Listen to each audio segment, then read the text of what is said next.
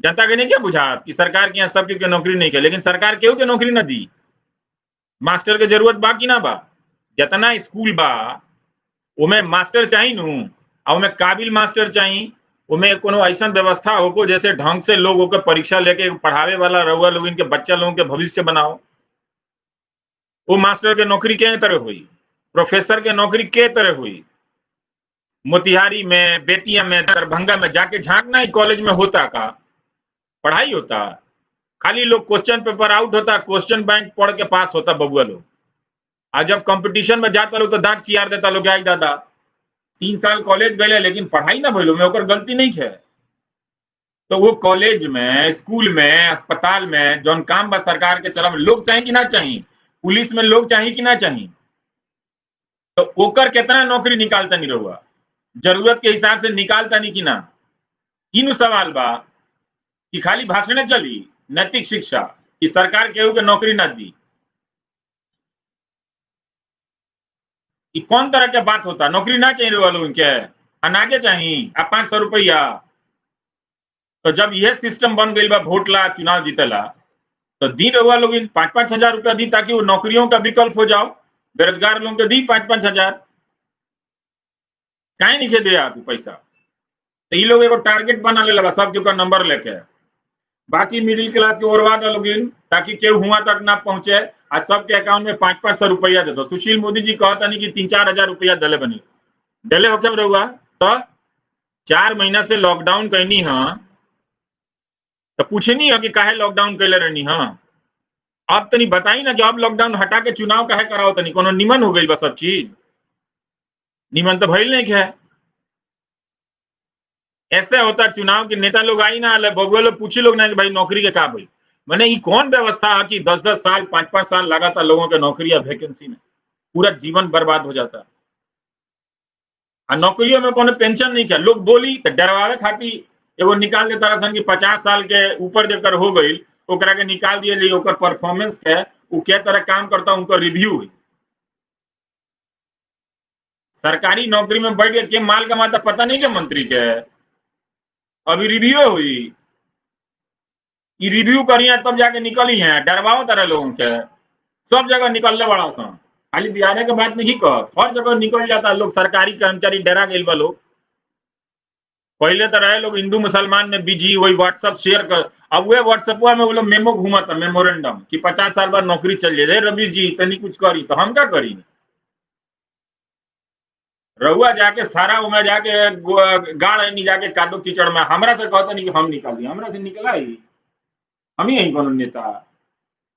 ये बात समझी रहो लोग। अभी नीतीश जी कहनी है कि स्किल सेंटर जिला जिला में बनी, तो प्रधानमंत्री तो 2014-15 में स्किल इंडिया चलाओ तो ना बनल सेंटर। वो सेंटर से केकरा नौकरी मिला था ना पूछी? बजाय कहनी हाँ कि सब सत्यानाश हो जाए तबे हमार बात मानम रहुआ लोग।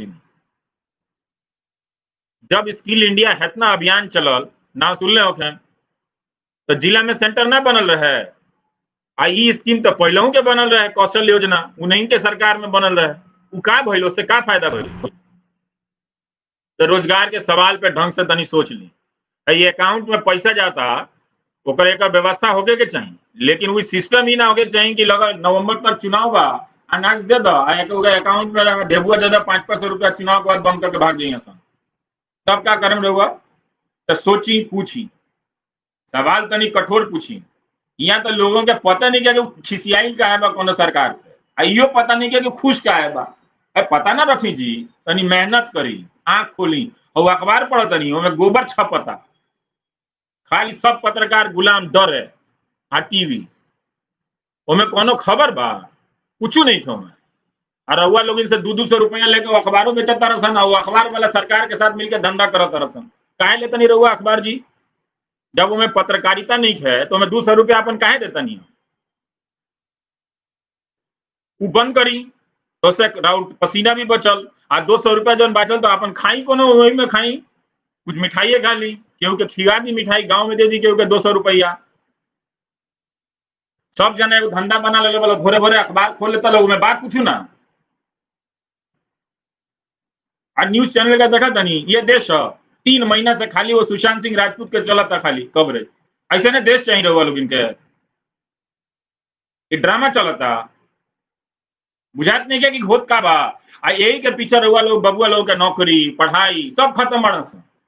क्यों नाम लेता दरभंगा में कौन कॉलेज बा, क्यों नाम लेता लंगर सिंह कॉलेज के का हाल बा घरी, कितना नामी कॉलेज रहे, क्यों पटना यूनिवर्सिटी के नाम लेता, सब बिला गिलसन ओरा गिलसन, भाषण खाली देवे के बा। पूछी ना जाके कि जिला अस्पताल में कितना डॉक्टर होके के चाहिए, कितना डॉक्टर बा, वो बीमा देते तरसन, एगो बीमा पॉलिसी। भाई बीमा से इलाज होला, डॉक्टर सामने रही तौन उतनी आला लगा के देखी कि बीपी बढ़ल बा कि का बढ़ल बा, एक्सरे मशीन कामे नहीं के करता, डॉक्टर नहीं के, वो बीमा पॉलिसी से इलाज हो जाई ना हुई। तो ये बात समझी, का मांगे के बाद नेता लोगों से, का मिलल का ना मिलल, तनी ढंग से होकर बात करी, देवे लेवे वाला तो ये लोग बनू। तो समझी बात है, जो नया पैसा देवे के सिस्टम आवता खुदरा खुदरी, ओकरा जगह एगो आप ढंग का सिस्टम बना दी। जब आप रहुआ किसान के चुनाव के समय 200-2000 रुपया देता नहीं, केहू के आप कुछ और देता नहीं, 500 रुपया देते नहीं, एगो सिस्टम बना दी ओकरा के, क्योंकि सब परिवार में 5-5 हजार रुपया जाओ। तो ये लोग एक सिस्टम बना ले, हम नहीं कहा कि पहुंचल नहीं है पैसा मिल हुई, जो 5-5 हजार रुपया लोग बिहार में सुशील मोदी जी कहते हैं तो मिलल ही रहा लोग 3-4 हजार रुपया हो गई 10 हजार। नौकरी अगर रही रोजगार की स्थिति रही तो अगर जरूरत ना पड़ी, लेकिन अब नहीं दिया जा सका। वो पहले ही का जीडीपी में रहे, अब तो माइनस में घुस गई बा जीडीपी, अब पता चलता। तो ऐसे काहे केहू राजनीतिक दल से नाराज बनी आ काहे खुश बनी, ओकर हिसाब ठीक से करी। आई लड़का लोग जो बा बिहार में, वो लोग से पूछी कि बबुआ तू कॉलेज गईला, मास्टर साहब रहे पढ़ावे आवत रहे कि सुरतिये बनावे में क्लास खत्म, पूछी ना पूछम तो रहुआ जानी। जे राज्य के छात्र इतना अच्छा इतना मेहनती, ओकरा के जानबूझ के बनावल गई कमजोर, ताकि वो जाके लेबर बनो, मजदूरी करे के चाहिए, ओमे बुराई नहीं है कोनो, लेकिन वो पढ़ के अफसर ना बन पाओ, जरा अच्छा काम ना कर पाओ, ओकर प्रतिभा के खत्म कर जाता ताकि वो मिनिमम काम करो। ऐसे ओकरा के पॉकेट में 500 रुपया दे दिया जाता कि तुम मिनिमम लेवल पे रहो, न्यूनतम लेवल पे।